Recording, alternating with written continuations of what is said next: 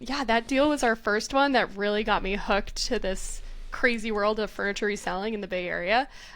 With that one, what happened basically was I went on Facebook Marketplace. I saw this great Amazon glass table being sold with four translucent chairs. And I bought that whole set for $65.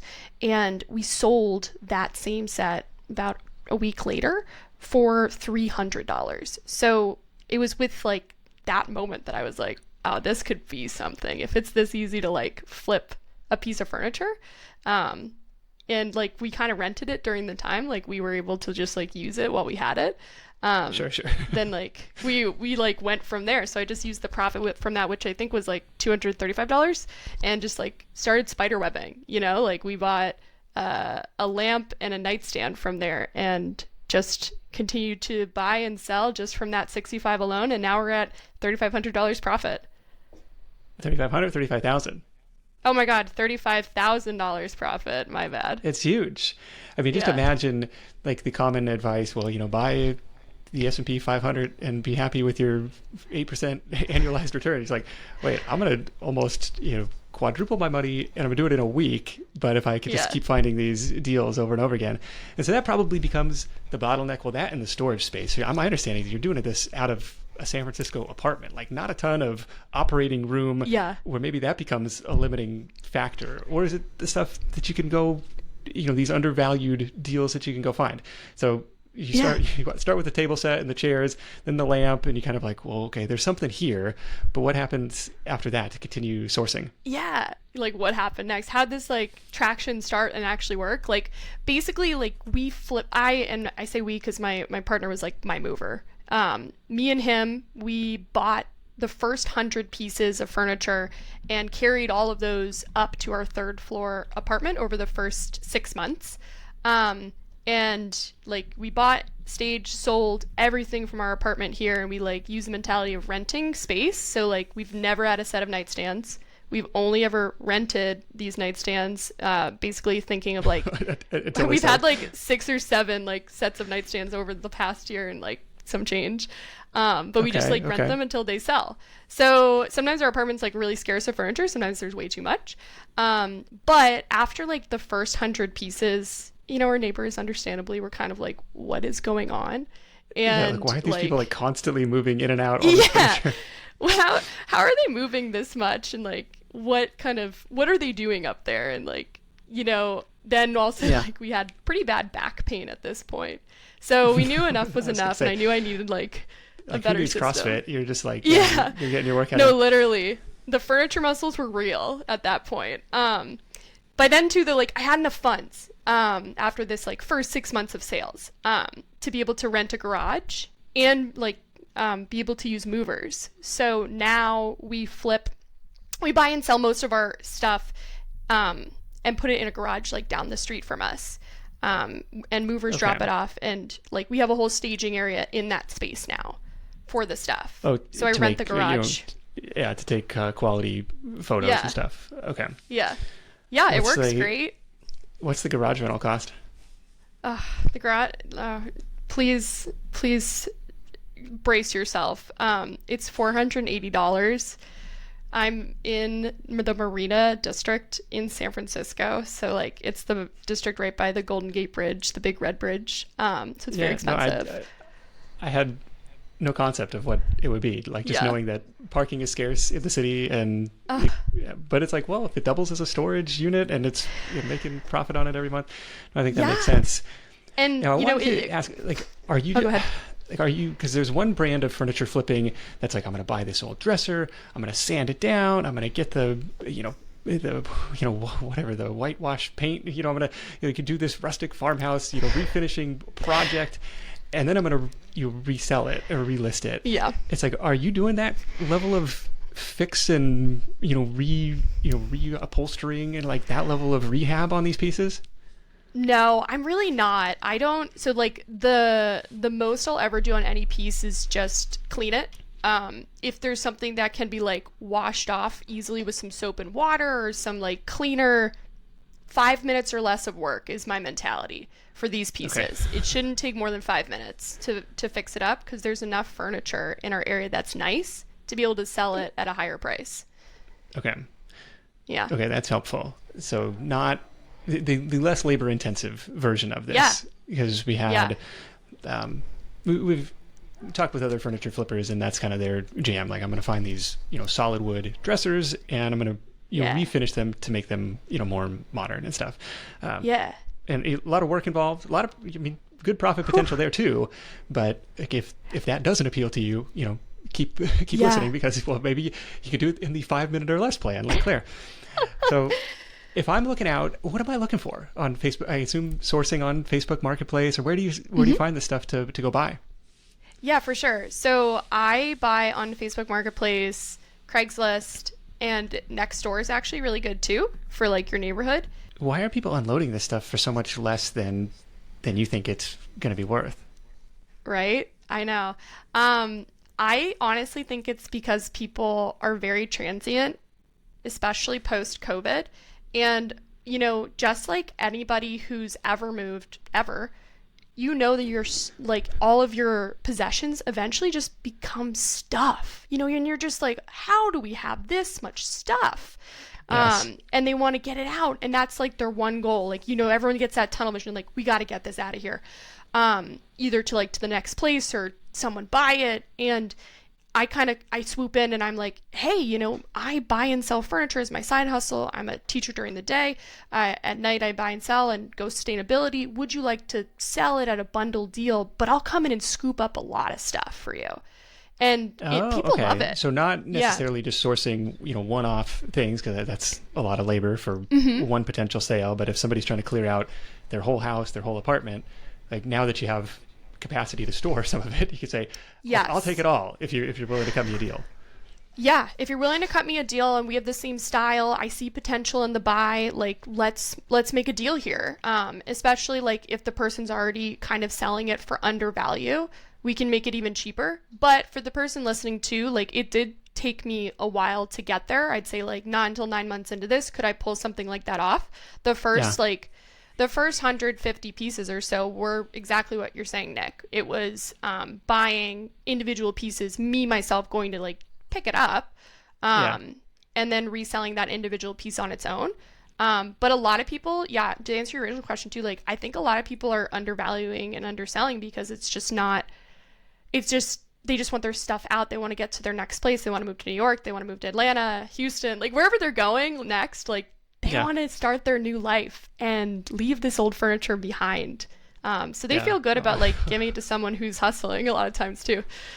That's fair. I'm like still scarred from our move, even though it was 2 years ago. And it's just like Same. Like you described, it becomes heavy, and you're like, I gotta do all this. And we got moving quotes, and maybe this is a factor too, that were like $11,000, $12,000. It's like, it's insane. I don't think our stuff is worth that much. I think we should just start over when we get there. And then I'm like, I'll come and I'll send my movers for free. You won't have to touch it. You won't even have to help me bring it out. Then they love it, and it's great in that way. But and also like anyone who's like used Facebook Marketplace, we all know the second when you post something on there and you're like, okay, maybe I'll get like 3 or 4 messages. It's going to be fine. And then an hour later you look at your phone again, and you're like, 52 messages? Are you kidding?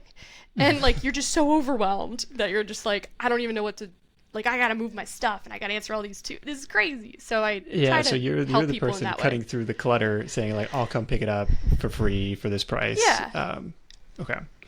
Yeah. What are there any, brands or types of pieces that you like to be on the lookout for, or that you recommend people start with? Yeah, for sure. So what I would recommend is, my favorite brands, the brands that are usually slam dunk sales for people, are going to be things like West Elm, CB2, Room and Board, and then, you can actually like make a bid off of things like Target or World Market, things like that. And then those are like slam dunk sales, especially because these are the kind of people who are just going to like put it up for sale pretty dang cheap. And then like, those also hold the things that are the most stylish right now. So like, we all know the buzzwords like mid-century modern, farmhouse. Like, these are the companies that like sell this stuff that people love. And like the biggest slam dunk sale that you can find, like as a little tip for people, would be a West Elm acorn wood, nightstand, bookcase, the classic mid-century modern one that people love with like the bronze knobs on it. If you can picture this, that whole line sells high quickly for Facebook Marketplace. No, that's helpful. Now we know what to be on the lookout for as we look at our local listings here. Is there, do you have, probably from doing it for over a year, kind of a sense of what that piece might realistically sell for down the road? But like, is there a target profit margin or spread that you're looking for to make it worth your while? Totally. And like, this is something you'll see me hype on my Instagram and on my TikTok too, on my videos. Like I talk about this a lot. Like the profit margin you want to be able to reach is like 20 to 40% more.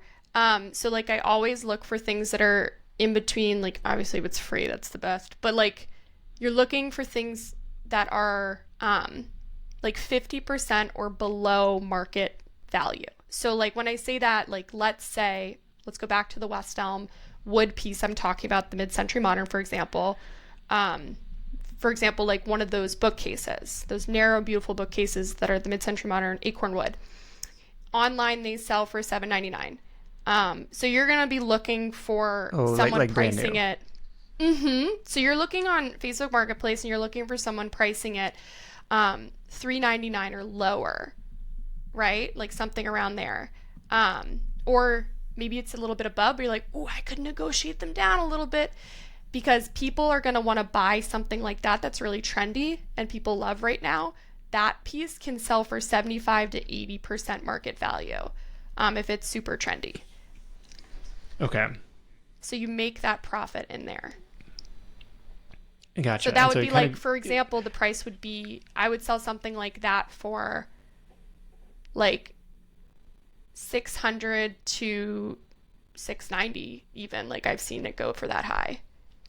Okay, so you're trying to buy it for $400 or less, and then you're making $200, maybe $300 on a really good day in dollars in profit for that piece. Because that's the thing. Well, if I'm buying a $25 end table and I sell it for $50, it's like, well, did that justify driving across town and meeting a buyer? You kind of want to have. And we had other sellers kind of mention this too. I want to make a minimum $100 per deal. Otherwise, what am I even doing here? Exactly. Yeah, exactly. Okay. You want to be able to make it. And I think the biggest thing too that I can tell people who want to start out with this is like, if you drive to work, if you take a bus to work, if you're commuting somewhere to work or somewhere you go frequently, look at this is what I did when I started. Like I looked at my commute line. So what neighborhoods do I hit on my way to work? And like, where am I going? And in my car, I would just stop a lot. Anything along the way was fair game for something I would buy. So like, you get it on the way back and from commuting, so you save money in that gas anyway. Yeah, as long as it fits in the car or fits in the back or something. Exactly. Okay, so using the suggested retail as kind of an anchor point on the high end, and realizing, well, if somebody's going to buy it used, maybe I'll get 70% of that, and then trying to work downward from there on the buy side. And you gave some brands to be on the lookout for: CB2, Room and Board, West Elm, because people on the buy side are going to be looking specifically for those brands. There's a certain level of trust and name recognition, and hopefully an establishment of quality and whatever it's like. But people will be looking for those, so you're not like trying to create demand. Demand is already there in terms of like search volume for people looking for this stuff. That's right. Okay. Any other sourcing tips that we ought to be aware? Like, there's got to be other people like you doing this. So like, how do you get the deal instead of those other 49 people that messaged about the thing because they say, hey, that thing sells for $800. Why are they selling it for $400? Like, I want to jump on this too. You mean like, is there other resellers trying to do the same thing as me, or just other buyers? I mean, other buyers, other flippers. There's got to be other people out there. Yeah. Oh yeah, they're totally. It's such a big space to be able to buy in that, like, I always say, like, if I had 2 more garages, 4 more movers, more capital, like, I would be able to do the exact same thing at 5 times. Like, but I don't, and it's kind of like, each reseller, like we fill our space with stuff and then we wait for more stuff. We can't buy more stuff until we sell that stuff. So in that interim, there's like lots of other things online. People are always moving. At least in my area, they are. And I think like it's something that can be copied in other cities and more like suburban areas too. Are you the flipper that loves the thrill of the hunt on the Oh my deal God, side? yeah. Because it seems to be super common. Like, I'm always on the hunt for the next good buy, the next good deal. But then when it comes time to photographing and creating the listings and all the other stuff, that like, oh, how do I actually get paid for this? Like, so far all I've done is spend money, but it's hard to get motivated to do the backside until maybe that space fills up and you're like, oh shoot, I got to turn this over, otherwise I'm not making anything. Exactly. I try to be extremely cautious with my time. So like right after work, I'm a educator in the day, and like after work from 4:15 to 4:45, like I'll do buys and sales and staging all at the same time. So like the garage is hopping at that time. Like there's a lot going on in it, and there's movers coming in and out, and they're helping me stage things before they store it in the back. Okay, gotcha. Yeah, because if I got to move Staging this, photos. 2-person dresser, like I need some help on do that. Yeah. I just take 1,000,000 photos of it right away when it comes in, take video, and then put it in the back and ignore it until it sells. Okay. What makes, where was I going to go? I had something and I lost it. So what do you think makes your, outbound messages to sellers stand out versus everybody else who wants that same piece, or, you get the generic messages? Is this still available or something like that? How do you stand out on the outbound side? Yeah, for sure. So on Facebook Marketplace and on the Facebook app, you can go in and change the thing that's generic that everyone says as a setting. So this classic one that everyone says is, hi, is this still available? And you can click the button to auto say that, which is nice. Yeah. You don't have to type it every time. I went in and I changed it, and mine says, hi, is this available? It looks great. That's it. And that helps a lot to be able to get people to respond back to me. Yeah. Once I figured that out, I got a lot more responses. And the thing too is, if you think a lot of people are going to be responding to that person and wanting to get it because it's a super good deal, don't be afraid to double text them or triple text them, because it pops your thing right to the top of their inbox each time as they're getting these new messages. So I'll just say, hi, this looks great. And then in 15 minutes later, if I don't hear from them, but they read it, I'll just like send a smiley face and say, I'm super interested. I can send people today. I'd love to come look at it today. Is there a good time? Just in a nice way. You always want to be courteous and kind, but you can get on the top of the list.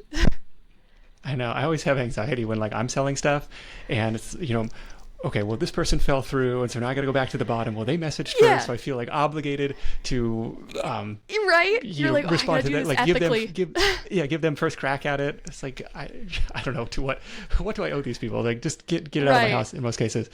Exactly. Are you able to kind of just start, like, I think the big thing is just be kind but be relentless. Yeah. Are you able to set up any sort of like alert triggers when something hits marketplace or hits any of these feeds that would check certain criteria for you?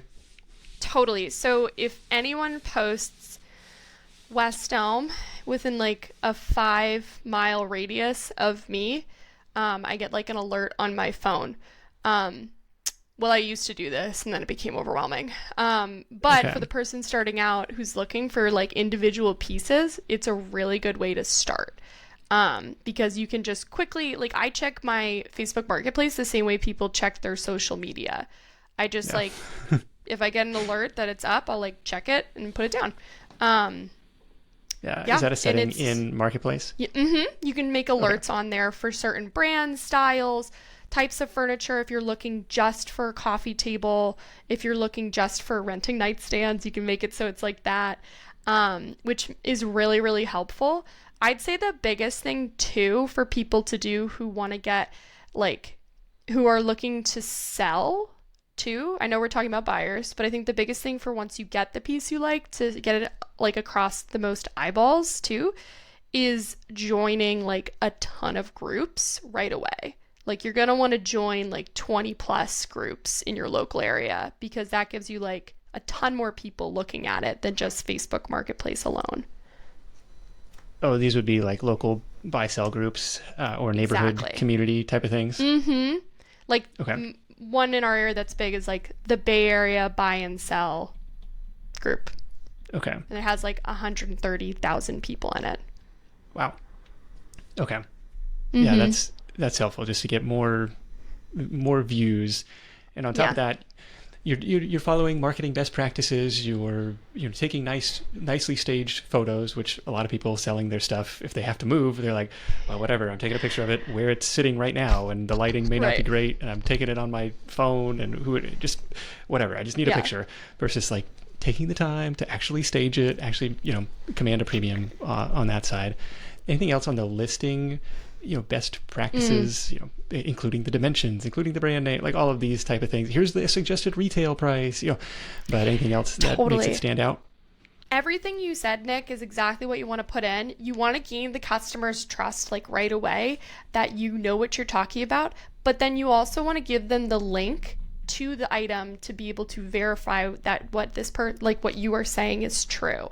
So on my thing, I'll always say like, this is the item for sale. This is the brand. These are the dimensions. This is what it's listed as on the website new. Plus, and I always just say plus tax and shipping. Just to be like a little sweetener. Like, oh yeah, I forgot about that. There's an extra 10% at least on there. Yeah. Yeah.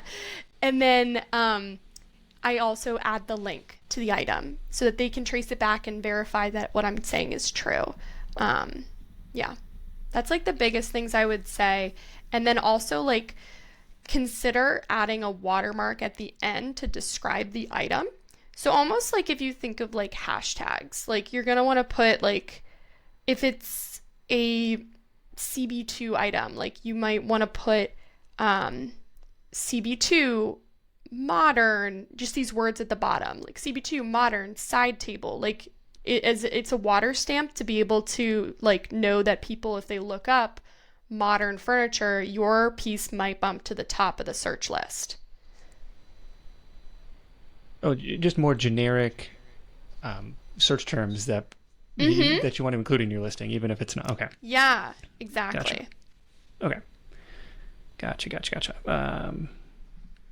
Talk to me about the movers, because I think this is interesting. If I either don't have a vehicle or don't have a partner to come help me move some of these heavier items, how do you connect with them? Are they like on staff, part-time? It's just like got to be, I don't have a pickup today. Am I still paying for these people? Like, I'm curious how that all works. I really like Lug, Lugg. They're in a lot of cities. They are on-demand moving. And like similar to like how you're able to watch, like when you order an Uber or a Lyft, like when you watch the car come to you and pick you up, you're like, oh, how far are they? But you can see them moving on the map. They do the same thing. So you can watch the movers come to you and they'll give you an estimated amount of time. They also will come like within an hour.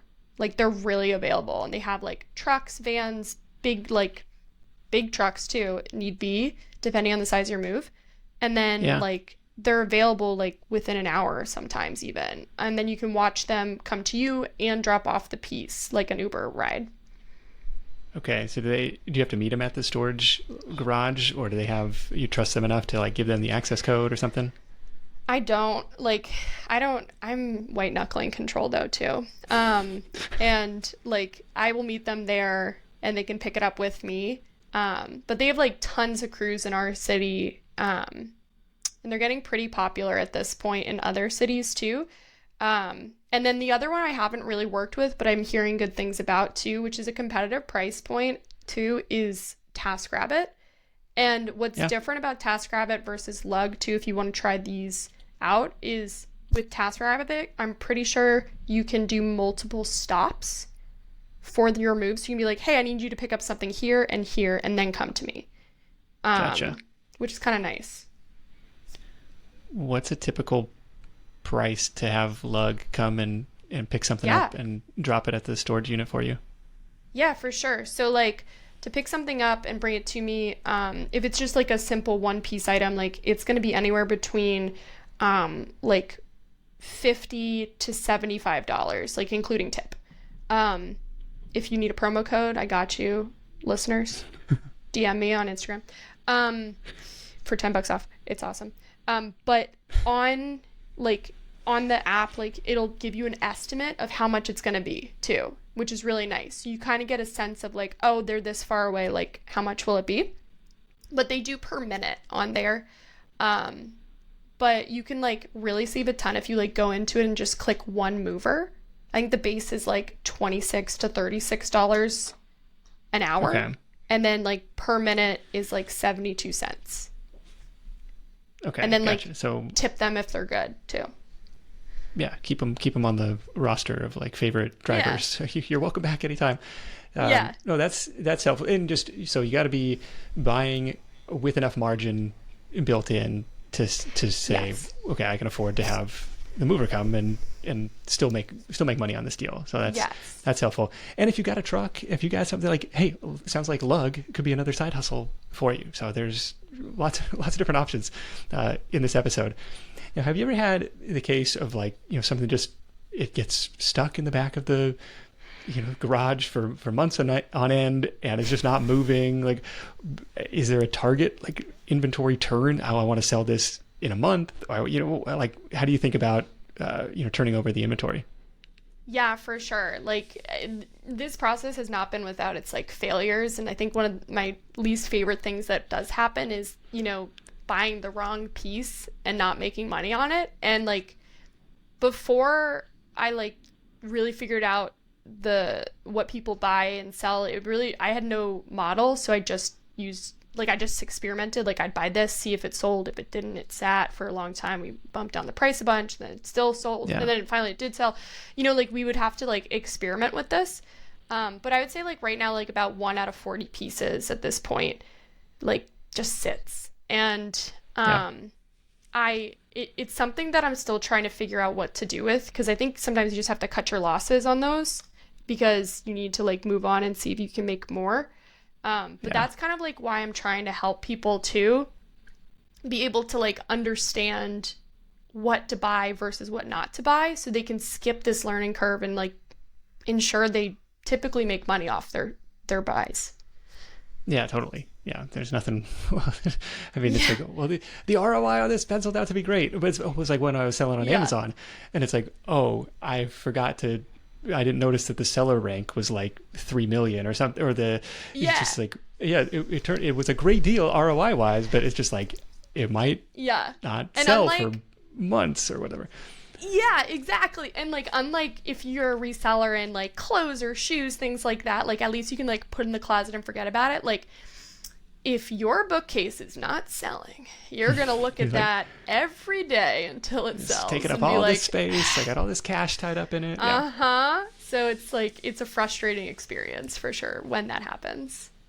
Yeah, that was a big thing when I was working in the car business, like for the parts side of these dealers. Like, well, how many, sometimes millions of dollars in inventory, and like, we want to be able to serve the customers that come in, but it doesn't make sense to stock everything. And so like that, finding that balance between, real-time availability and just how much cash is tied up in that. Exactly. That's it. With any physical product business, it's always kind of like top of mind. Well, how much cash is going to be tied up in this inventory? How quickly can we turn it over? But by focusing on these hot selling popular brands, I think you're kind of protecting yourself on that side. Talk to me about just marketplace scams. Like what is going on with Facebook Marketplace these days? And like what is the common scam? I mean, totally. It's like I think at this point I expect anyone who reaches out to me to be a scam, like at all. Isn't that awful? Like I think it's so awful. It's the worst.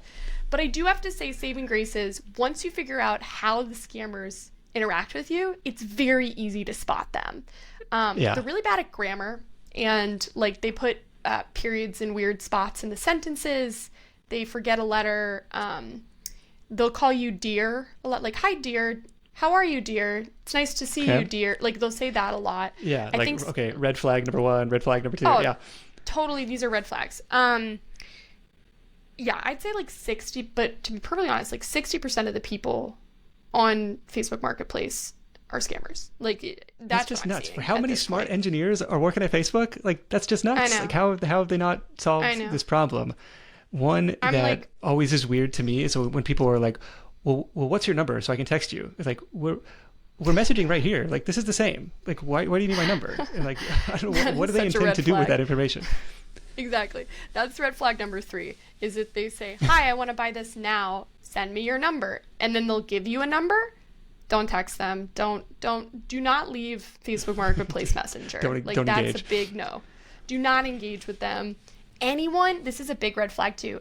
Anyone whose profile was created in the same year, if you click on their profile, it's a lot of times they only have one picture and it was like uploaded 2 days prior to messaging you. So like that's just a really easy way to just be like, you're probably a scammer. Go with your gut though. Like if you feel like something's off, something's probably off. Like, you know, we know how to talk to people, and if people aren't talking like a person, it's possible they're a scammer. Something's weird.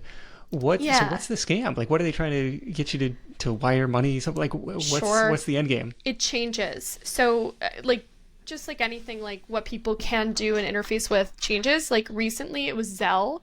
Like Zelle had some bugs in it, and this has not been happening as much lately. But yeah, Zelle was a huge one where they would ask you if you pay with Zelle, and if you do it, this whole scam was like they would send you the money, and before it like deposited in your bank account, they'd be like, you know what, actually I don't want it, can you send it back to me? And then you send your own money back, but it didn't deposit, so really it's just you paying them. Was the big scam going on all last year. And I think Facebook finally has it under control, thank God, but that was a really tough one. Right now I think like it's similar, like any type of person who's like really pushing you to send them money before they see, like before having you see it, or if they want to send you money before having them see it, it's probably a scam is what I tend to tell people, unless you're like an advanced level person for Facebook Marketplace like I am, who knows right away. Yeah. I've had people reach out and say like, can I send you money like as a deposit? Like I'm super serious about this item. Can I Venmo you something to like hold it for me? Like is that should I be nervous about that? That's one I would verify then trust. So you're going to want to go and do a little deep dive on their profile. You're going to want to check and see like, are they real? Yeah, is this a real person? Yeah. Is this a real person? I mean, if they're going to send you money, it's a lot more safe obviously than you sending them money.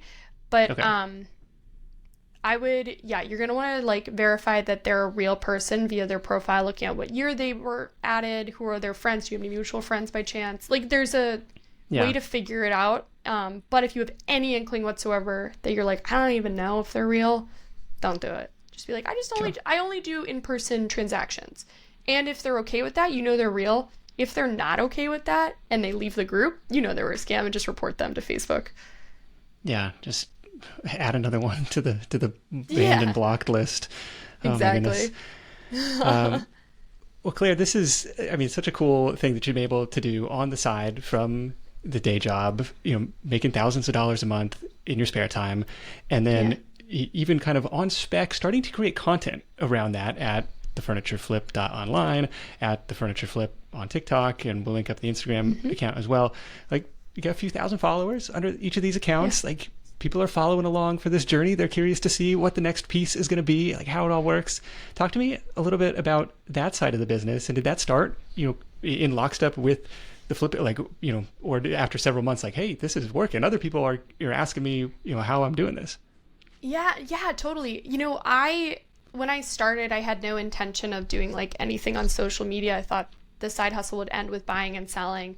But, you know, after like 6 months or so, I had one of my like mentors on my like board of trustees, I call them, which is just like family and friend who give me advice.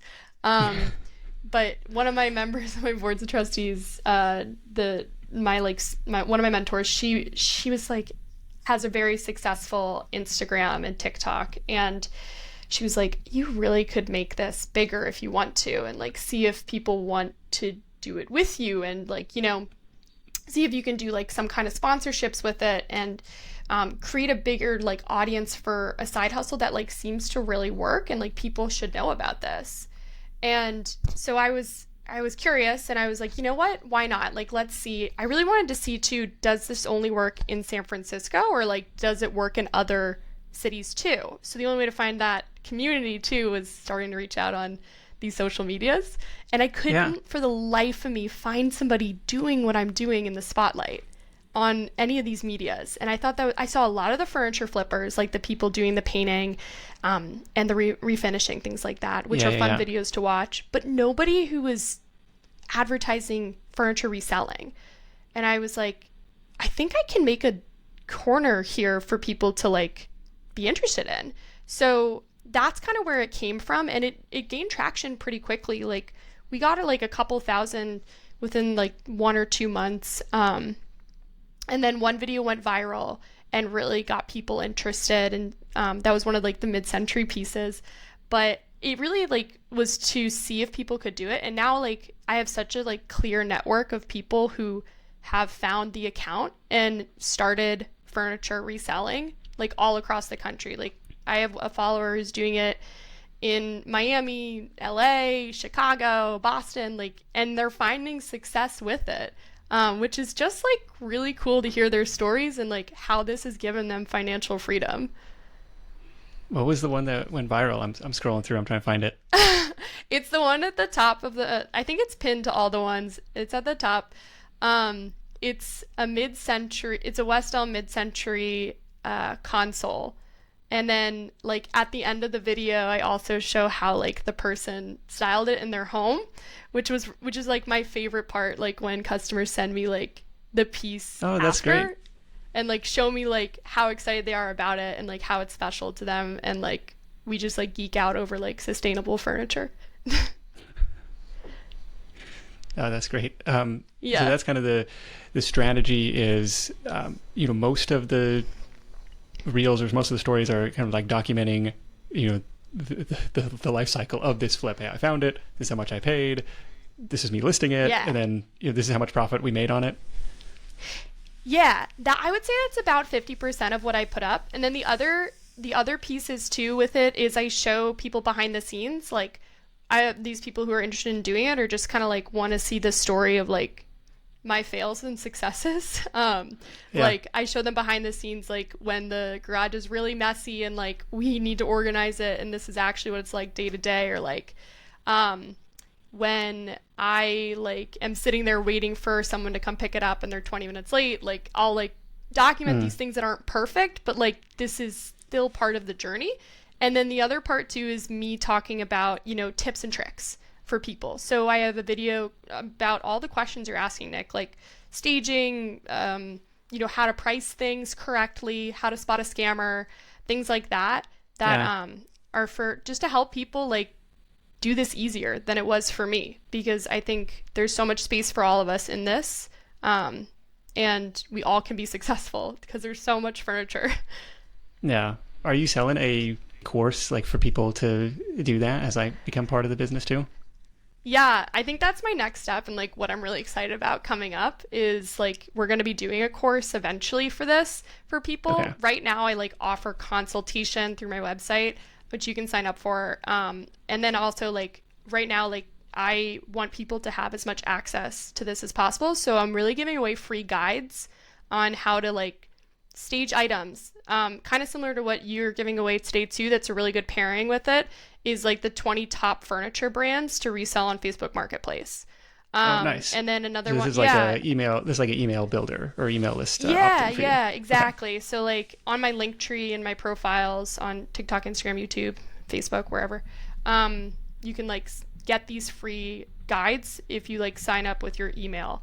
And it's a really nice way to start. And then I also do like the 7 secrets of furniture flipping to really, that's the best one just to get you started and through the door to be like, okay, this is accessible. Like I can handle this, because I give you just like the starting pack for that. So that's like the freebies. And then if you really want to like know how to do this for real, and like every secret I have, like I put into a guide, that we sell on that link tree too.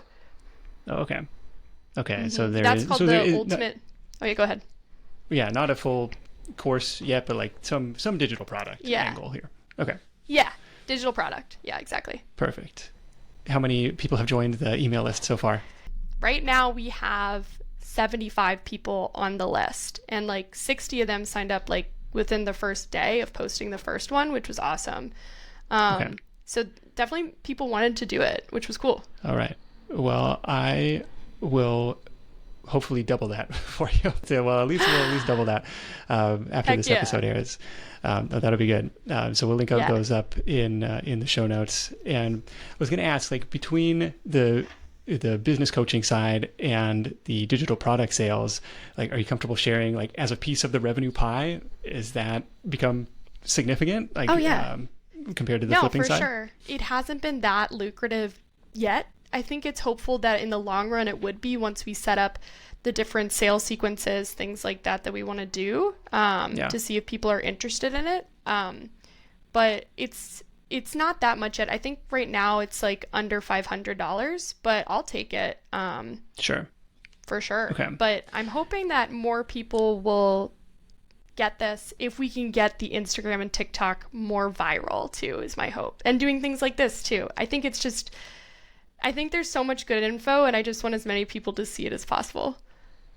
Yeah, and the reason I ask is, like, I think there's a really common path that whether or not your side hustle is flipping or anything else, it's like other people want to know what you know. Like, even if it doesn't seem like a huge, like, oh, I haven't reached millionaire status. Like, even if you're just, 2 steps ahead of the person who wants to learn it, like, there's unlocking another side of the business, unlocking another, revenue stream. And we've seen people do it in printables, we had a backyard nursery side hustle. And it's like, well, I started taking videos of my plants and talking about, how much it costs to water them and stuff. And it's like, at the time of that recording, he had like 20,000 YouTube subscribers or something. It opened up this whole new stream. And so this idea of working in public, I think, is really powerful. And saying, like, I may not be the world's foremost expert, but here's what I'm doing. Here's my results. And it builds a lot of trust. And I think that's really cool. And you did mention fails, so at least I got to ask, like, any big fail that comes to mind? We've had like a couple like deep cuts for sure. I think the biggest fail for me was hiring cleaners and having them like clean a carpet and a like chair set, and like thinking, this is like, I'm gonna spend $100 on this like really good cleaner, and they're gonna clean up this chair set and this carpet, and it's gonna sell for so high. But it didn't work. Like, I lost money on that. Didn't make a big difference. Okay. No. And these were the chairs, like, if you picture the chairs that were like used on the Ellen DeGeneres show, like kind of like those big comfy chairs, like that's what they looked like, but a little dirty, like big beige comfy chairs. Okay. And they just did not hit online. Like, people did not want them, and I just was losing money and time and like profit that I made on this source of cleaning. So yeah, I'd say that one was the hardest. And also, like, my neighbors here who were listening to this person cleaning the furniture, and it was really loud on like a Tuesday morning, were like, what is going on? So that one was bad. Okay. Just whatever you can clean yourself, clean it up, make it look good for the pictures. Yeah. These are sold as is, Yeah. Very good. Don't bother your neighbors too much. Do you see this becoming a full-time thing, or where do you want to take it? I go back and forth about this, like if I want to or not. I'm getting closer and closer to needing like a property manager potentially for like 10 or so hours a week. I think once I get a second garage, it's going to be just about as far as I can take it as a side hustle. And then if I want a third or fourth garage, or like really actually open up a storefront, I'm going to have to consider it. There's a possibility that like me and my partner like may move to Europe next year too. So we might take this to Europe and like try it there and like do it full time there, which would be interesting. So you can like follow along and see if we do that. But if that doesn't happen, I'm thinking about doing it full time, but I'm still like nervous to leave the day job because I love working with the kids too. Yeah, it's interesting. It's very much a portable skill, but you kind of build up a level of comfort and familiarity and network inside the community that you're operating, and reputation in these different buy-sell groups and stuff too. But yeah, I'm curious to see what happens with that. So Claire, you can check her out, thefurnitureflip.online. We'll link up her social profiles as well. Make sure to go download the 20 top brands to be on the lookout for, or the 7 secrets to furniture flipping. Grab her opt-ins over there. We'll link those up. Let's wrap this thing up with your number one tip for Side Hustle Nation. When you post furniture on Facebook Marketplace, on Craigslist, wherever you're going to sell this furniture, next door, is not just post the furniture as individual listings. You're going to want to post it as furniture sale posts. So when you see people do moving sales with an exclamation mark, you're more likely to click on that one to be able to look at all these different pieces on one post versus if you just click on the post that says like toaster $20. So the biggest thing I can say is you're going to 100% increase your clicks and buys if you do that. Yeah, interesting. I may not be interested in the title thing, but what else? Yeah. What else is under here? Let me scroll through here. Okay. Exactly. Last week we had over 30,000 views on our stuff, and most of my posts last week were furniture sale posts, not individual listing posts. Wow. Okay. That's fascinating. Thank you for sharing that. Yeah, of course. Anytime. I love numbers. Insider tips. Well, Claire, this has been awesome. Just a few kind of takeaways that I was writing down as we were going through this. Number one is to put on your marketing hat. It's a crowded world out there. Think, how are you going to stand out? Well, no, I'm not going to send the generic, default message, is this available? I'm going to customize it just a little bit so I stand out from everybody else who's either doing the same thing or just regular buyers. I'm going to spend the time to stage and make these listings worthy of a premium price versus a fire sale, moving sale price. So putting on your marketing hat on the buy side, on the sell side. I think there's an old, Warren Buffett quote about, minding your margins, or you make your money when you buy, not when you sell. It's like, buying low enough, buying strong enough, cultivating those relationships. And like you said, people want to help you. Hey, I'm doing this. I buy and sell furniture as a side hustle from my teaching job. Oh, okay, I want to help you out. It makes me feel a little bit better to be parting with this furniture. I know it's for a worthy cause or something like that. And then the third thing that I wrote down was your board of trustees. Even though this is just very informal, friends and family, kind of people to bounce ideas off of, a mastermind group, an accountability partner, whatever that is, you got to have people in your corner. It could be a super lonely road doing a side hustle. So I like that tip as well. So your listener bonus for this week is that list of the best items to flip for a profit. All you need to do is follow the show notes link in the episode description, or if you don't mind typing in URLs, it's sidehustlenation.com/Claire, CLAIRE, and that'll get you right over to that. Big thanks to Claire for sharing her insight. Thanks to our sponsors for helping make this content free for everyone. As always, you can hit up sidehustlenation.com/deals for all the latest offers from our sponsors in one place. And thank you for supporting the advertisers that support the show. It really does make a difference. That is it for me. Thank you so much for tuning in. If you're finding value in the show, the greatest compliment is to share it with a friend.